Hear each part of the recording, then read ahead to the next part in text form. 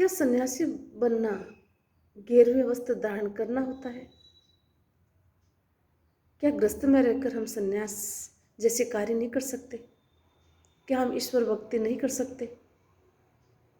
ऐसा नहीं है। सन्यास जो है कोई ऐसा नहीं कि गेरुआ वस्त्र धारण करें या आवरण का विषय हो, ये तो आचरण का विषय होता है।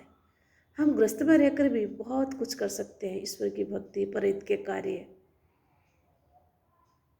जो सत्कर्म करे वही सन्यासी होता है। गृहस्थी तो वैसे बहुत बड़ी तपस्या होती है। गृहस्थ में रहते हुए कितने खट्टे मीठे स्वाद व्यक्ति को चखने पड़ते हैं, कितनी सारी जिम्मेदारियों का बोझ होता है। उसके बावजूद यदि इस प्रकार का कार्य करता है तो उससे बड़ा कोई सन्यासी हो ही नहीं सकता। ज्ञान के पिटारे में ऐसा ही एक प्रसंग आपके समक्ष। अजमेर में स्वामी दयानंद जी का निर्वाण अर्ध शताब्दी समारोह मनाया जा रहा था। उसमें संत हंसराज जी, देश विदेश से संत सन्यासी और कई विद्वान जन उपस्थित थे। ऐसे में कुछ जो संत है वो संत सर्वदानंद जी के समक्ष आए और आकर उनसे बोलते हैं कि हमारी इच्छा है कि संत हंसराज जी संन्यास ग्रहण करें। वो आपकी बात को टाल ही नहीं सकते और ये हमारे देश हित में भी है और हम सबका मान भी पड़ेगा। पता संत सर्वदानंद जी ने क्या कहा? स्वामी सर्वदानंद जी ने कहा कि संन्यास ग्रहण अगर हम उनको करवाए तो वो मना नहीं करेंगे। आपको पता है संत हंसराज जी जो है वो कैसे व्यक्तित्व के धनी हैं।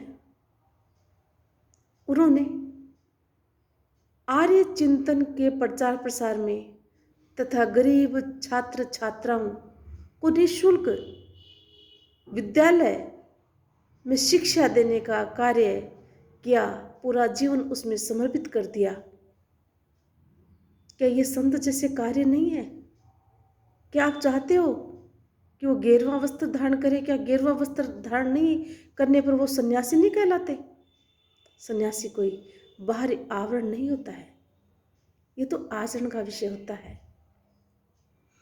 जब स्वामी सर्वदानंद जी ने ये बातें समझाई तो सभी संतों को, जितने भी वहाँ आए हुए थे, जो चाहते थे कि हंसराज जी संन्यास ग्रहण करें, उन्हें अपनी गलती का एहसास हुआ और उन्हें समझ में आया कि वास्तविक सन्यासी कौन होता है।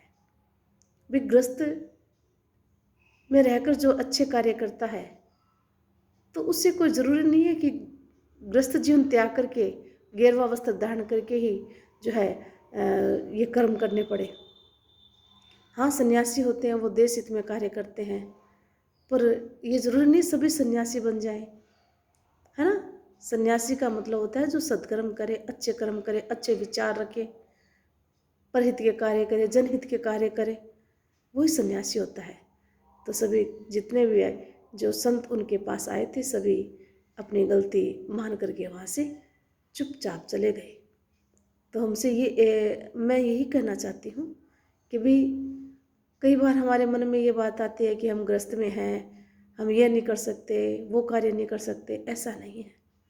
अगर मन में ठान लेना कि हमें इस प्रकार के कर्म करने हैं तो जिम्मेदारियों का बोझ होते हुए भी हम बहुत कुछ कर सकते हैं। अगर मन में परहित की, दूसरों की भलाई की ललक हो तो कोई रोकने वाला हो ही नहीं सकता। वो सबसे बड़ी ईश्वर की भक्ति होती है, वो ईश्वर का आशीर्वाद होता है। धन्यवाद।